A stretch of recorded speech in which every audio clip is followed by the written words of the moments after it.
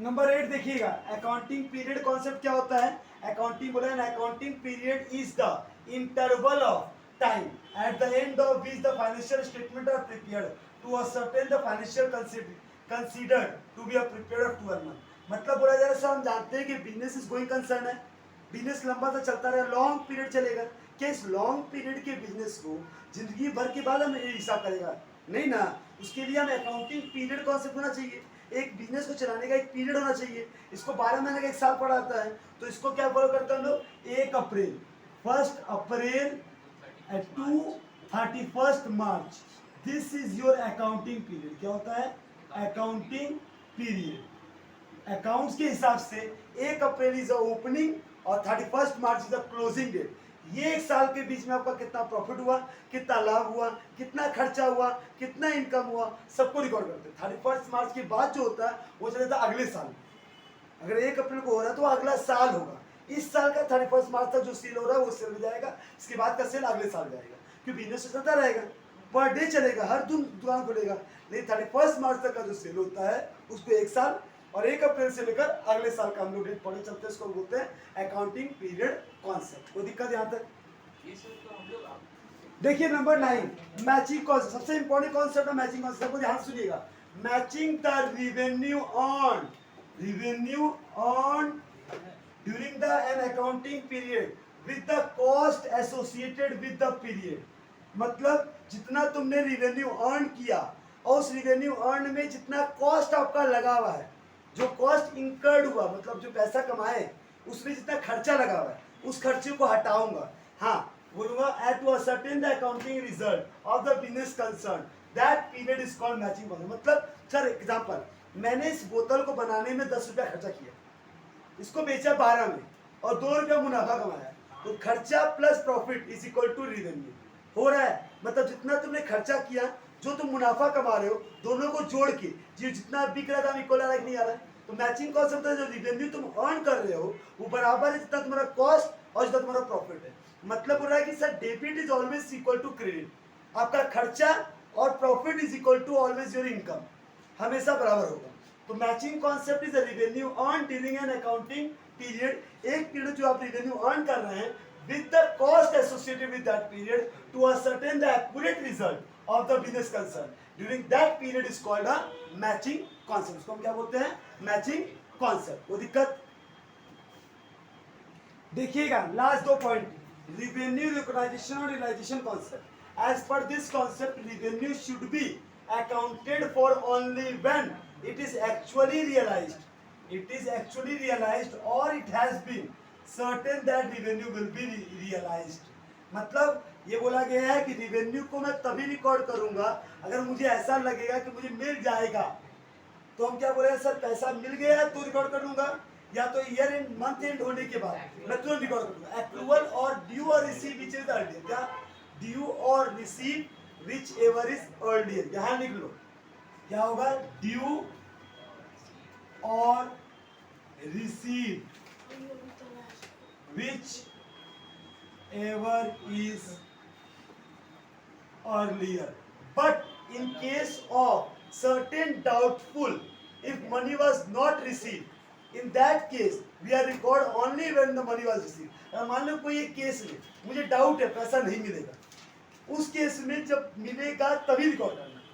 If you are doubt something someone that they has to be and not to pay the money at the required period of concern, and that cases you are record only when money was received।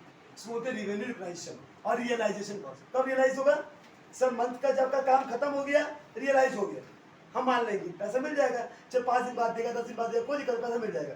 लेकिन तुमको जहाँ लग रहा है doubt हो रहा है कि डूब सकता है, उस केस में जब मिले तब रिकॉर्ड बोल रहा है ऑब्जेक्टिविटी का। This principle of accounting specify that the transactions should be recorded in an objective manner and should be unbased in nature। मतलब बोल रहा है कि ये प्रिंसिपल बताता है कि हम लोग केवल अब कुछ उद्देश्य के आधार पर, मतलब जैसे मैं ट्रेडिंग बनाता हूँ किस लिए? एक्यूरेसी निकालने के लिए। ट्रेडिंग पीएल बैलेंस बनाता है प्रॉफिट निकालने के लिए। हर चीज के पीछे एक उद्देश्य होता है, तो ऑब्जेक्टिव के आधार पर ही हम लोग कोई काम करेंगे। जिसका कोई ऑब्जेक्टिव नहीं हो, जिससे कुछ निकले नहीं, वो काम नहीं करेंगे। तो अकाउंटिंग प्रिंसिपल क्या बोलता है कि इस पूरे 11 प्रिंसिपल को फॉलो करूंगा। ये different types of accounting principles था, रूल्स एंड रेगुलेशंस था। इसमें कोई दिक्कत आप लोग को? यहाँ तक खत्म हो गया। इसके बाद हम लोग अकाउंटिंग कन्वेक्शन करेंगे, ठीक है। चलिए बढ़ते हैं। देखिए सबसे इंपॉर्टेंट टॉपिक है अकाउंटिंग कन्वेंशन। ध्यान से 5 मिनट सबको सुनिएगा, सबको लिखना छोड़ दीजिए, ध्यान से सुनिए। ये अकाउंटिंग कन्वेंशन क्या होता है बेटा? It may be defined as the custom. ये क्या है? कस्टम और generally accepted practice which is adopted either by general agreement और common consent among the accountant. मतलब अकाउंटिंग कन्वेंशन मतलब होता है ये 3 तो जो कन्वेंशन है ये जनरली हर अकाउंटेंट, चाहे इंडिया का हो चाहे इंडिया के बाहर का हो, इसको एक्सेप्ट करना ही पड़ता है। ये 3 कॉन्सेप्ट एग्जाम पूछता है। What are the 3 accounting conventional concept? बोलोगे it may be defined as a custom. Custom मतलब रीति रिवाज जो फॉलो सब कोई करता है, और generally accepted practice which is adopted either by general agreement और common consent among the accountant. क्या सर? पूरा कन्वेंशन ऑफ फुल डिस्क्लोजर, मतलब जो कंपनी का इंफॉर्मेशन है, जो जानकारी सबको जानने की दरकार है, वो इंफॉर्मेशन सबको बताइएगा। मतलब कुछ भी बात छुपा नहीं सकते। कंपनी का कोई भी इंफॉर्मेशन, कौन सा information? Which are required to essential to know each and every people of the concern which they are to disclose. हाँ, उसकी पत्नी मर गई, उसकी बीवी भाग गई, ये सब नहीं बोल, मालिक की भी भाग गई, मालिक का मैनेजर भाग गया, ये सब पर्सनल डिटेल नहीं। जो प्रोफेशनल डिटेल है, जो जानना जरूरी है, जिसके बिना इसको फर्क पड़ जाएगा, वो तो बताना पड़ेगा। Accounting statement should be disclose fully and completely all the significant information. Accounting statement सारा इंफॉर्मेशन को बताता है, based on which discussion can be taken by various interested parties. जो भी इंटरेस्टेड पार्टी है वो इस डिसीजन को सुने, सारे बातों को देखे, तब डिसाइड करे पैसा लगाए कि ना लगाए। कंफ्यूज मत रहो, उसको पूरा क्लियर करो। कन्वेंशन ऑफ मैटेरियलिटी मतलब it require to disclose the significant information exclusion of which would influence the decision. Unimportant information can merge with other item. मतलब जो ये मैटेरियलिटी मतलब जो इंफॉर्मेशन जानने की दरकार है, मैटेरियल इंफॉर्मेशन, जो मोटा मोटी बात है वो बताना पड़ेगा, उसको डिस्क्लोज करना पड़ेगा। आप इसको छुपा नहीं सकते। लेकिन जो नॉन मैटेरियल बात है, बेफालतू का बात है, वो डिस्क्लोज मत कीजिए। Convention to conservatism. The essence of this principle is anticipate no profit and provide for all possible losses. This means that all prospective losses are to be taken into consideration. मतलब सारे loss को ले लो और profit जब होगा तब record करना। मतलब खर्चे और नुकसान को सारा बोला। कन्वेंशनल कंजर्वेशन मतलब आप कंजर्वेटिज्म को फॉलो कीजिए। कंजर्वेटिज्म बोलता है कि सर अपना नुकसान जो है सारा उसको रिकॉर्ड कीजिए और प्रॉफिट जब होगा तब रिकॉर्ड कीजिएगा।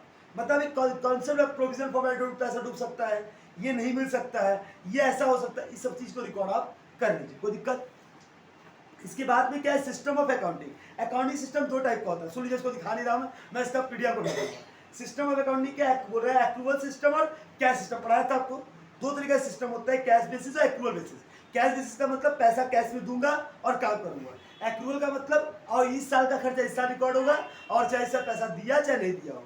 Sir revenue is recorded when sale are made immediately whether cash receive और नोट। सर रेवेन्यू कब रिकॉर्ड करूंगा? जहां सेल हो गया, सामान बेच दिया, पैसा मिले ना मिले वो मुद्दा नहीं है, सामान बिका रिकॉर्ड कर लो।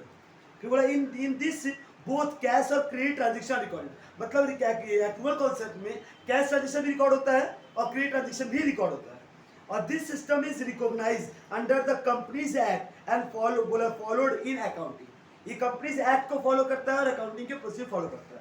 और कैश बेसिस क्या बोलता है? Revenue and expenses are recorded only if they are actually received और paid in cash. Actually paid करेगा कैश में और रिसीव करेगा कैश तो रिकॉर्ड करेगा, रिकॉर्ड नहीं करेगा। Only cash transaction are recorded in cash basis. Exam पूछेगा एक्रूवल बेसिस में क्या होता है? एक्रूवल बेसिस में कैश और क्रेडिट दोनों आता है। वहां पर क्या नाम है? पैसे सेल करते ही रिकॉर्ड करना, चाहे पैसा मिले चाहे ना मिले। लेकिन कैश में कि कैश मिलेगा तो ही रिकॉर्ड करेगा, तो रिकॉर्ड नहीं करेगा। Only cash transaction are recorded, not paid. Accounting standards क्या होता है sir? Accounting standards are those written statement which are issued from time to time. Accounting standard वो रिटेन स्टेटमेंट होता है जो समय समय के अनुसार भेजा जाता है, लिखाया जाता है by the accounting professional body. कौन लिखता है सर इसको? अकाउंटिंग प्रोफेशनल बॉडीज, मतलब ICAI, institution of chartered accountant of India.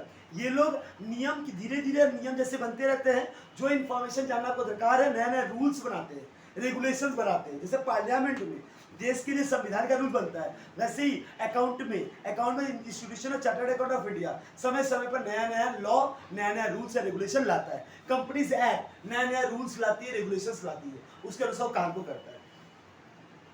Specifying the uniform rules और practices for the preparation of the financial statement. Sir need क्या है अकाउंटिंग स्टैंडर्ड? क्यों जरूरत पड़ गया अकाउंटिंग स्टैंडर्ड? अकाउंटिंग स्टैंडर्ड का जरूरत क्यों पड़ा?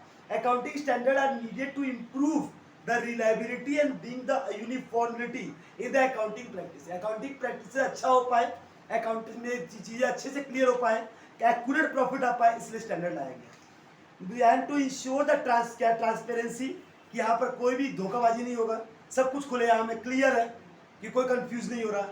सर कंसिस्टेंसी लगातार फॉलो करते जाएंगे, एंड कंपेरेबिलिटी, मैं कंपेयर कर सकूंगा आसानी से इन the financial information. Financial information consistency होना चाहिए, हाँ, ट्रांसपेरेबल होना चाहिए, और तीसरा कंपेरेबिलिटी होना चाहिए। बेनिफिट क्या है? Accounting standard make the financial standard more reliable. Accounting standard क्या करता है कि अकाउंट स्टेटमेंट को रिलायबल बनाता है। Accounting standard help in resolving the conflict of financial interest. Financial interest का जो कॉन्फ्लिक्ट है, जिसका विद्रोह है, उसको सॉल्व करता है among the various group. Accounting standard ensure the consistency and comparability of financial statement. Compare करने में मदद करता है चीज को। Accounting standard significant the reduce the chances of manipulating of fraud. Accounting standard manipulation, fraud, इसको रोकता है। Accounting standard are applicable everywhere except the purely charitable organisation. Accounting standard पूरे जगह एप्लीकेबल है, कोई भी बिजनेस हो सब में है, लेकिन हमारा प्योरली चैरिटेबल ट्रस्ट है, NGO है, वहां पर अकाउंटिंग स्टैंडर्ड फॉलो करने की जरूरत आपको नहीं है। बाकी सारा लोग, चाहे स्मॉल बिजनेस हो, चाहे लार्ज बिजनेस हो, चाहे कपड़े का हो, जो खाने का हो, सब जगह हो, तो अकाउंटिंग स्टैंडर्ड फॉलो आपको करना ही पड़ेगा। Sir international financial reporting standard, कौन सा स्टैंडर्ड? IFRS। ध्यान सुनिएगा, मैं आपको इसका लिखा हुआ चीज भेज दूंगा, आप लोग उतार लीजिएगा, जस्ट हम समझाने वाला काम कर लेते हैं, नहीं तो बहुत टाइम वेस्ट हो जाएगा। क्या बोला मैंने तुमको? IFRS, ये फुल फॉर्म एग्जाम पूछिएगा पक्का, खाली ये लिख रहा IFRS, इंटरनेशनल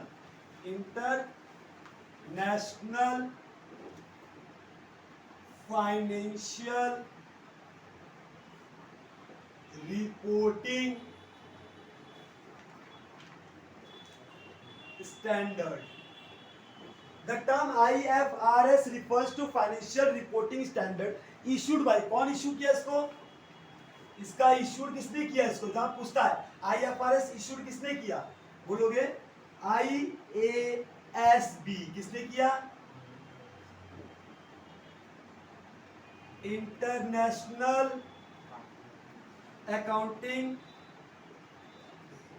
स्टैंडर्ड बोर्ड। कौन इश्यू किया बेटा?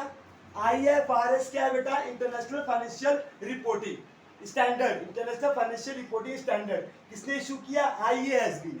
International financial reporting standard issue किया IASB ने, इंटरनेशनल अकाउंटिंग स्टैंडर्ड बोर्ड ने।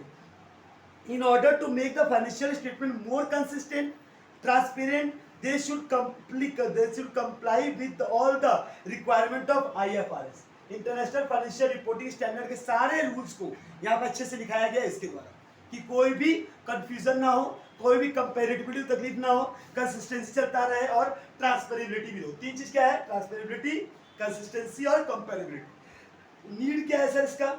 Easy access to global capital market पूरे, क्योंकि अभी हम लोग LPG में आ गए। किसमें आ गए हैं? Liberalisation, privatisation, globalisation. इन तीन फॉर्मूला के तहत में, लिबरलाइजेशन, प्राइवेटाइजेशन, ग्लोबलाइजेशन के तहत में, हम कभी भी अपने प्रोडक्ट को पूरे वर्ल्ड वाइड में बेच रहे हैं।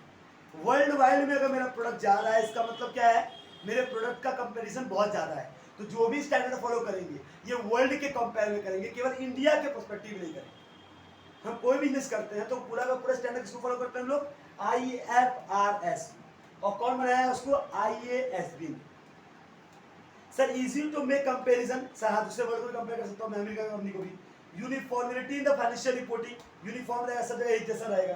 True and fair valuation of the assets, assets का वैल्यूएशन पूरा सही, वैल्यूएशन सही रहेगा, कोई गलत नहीं रहेगा। Difficult to commit the fraud, इसमें मैनिपुलेशन कर नहीं पाओगे और फ्रॉड नहीं होगा, तुम इसको फॉलो कर रहे हो। फिर सर इसके क्या जीएसटी, क्या होता है? जीएसटी वाला टॉपिक है। गुड्स एंड सर्विस टैक्स क्या होता है वो तो मालूम है, हर नेशन का एक वन नेशन वन टैक्स होता है, और 3 तरह का जीएसटी होता है, सीजीएसटी, आईजीएसटी और आईजीएसटी। इससे रिलेटेड कॉन्सेप्ट बहुत सिंपल है आपका, इसमें कोई दिक्कत है? मतलब ये टॉपिक आपका खत्म। अकाउंटिंग स्टैंडर्ड का जो दूसरा टॉपिक था थ्योरी और अकाउंटिंग स्टैंडर्ड, इसमें अकाउंटिंग प्रिंसिपल्स, इसका रिपोर्टिंग, अकाउंटिंग फॉर्म, ये चैप्टर 2 मेरा खत्म। कोई भी दिक्कत तो आगे हमसे पूछिएगा। नेक्स्ट क्लास से हम लोग प्रैक्टिकल की दुनिया में कदम रख देंगे। मेरी थ्योरी की दुनिया का कदम का टॉपिक खत्म, अब प्रैक्टिकल की दुनिया में कदम चलो। यहाँ पर कोई भी दिक्कत हो, कोई चीज समझने में दिक्कत हो हमको नेक्स्ट क्लास आप पूछ सकते हैं। Thank you, bye bye.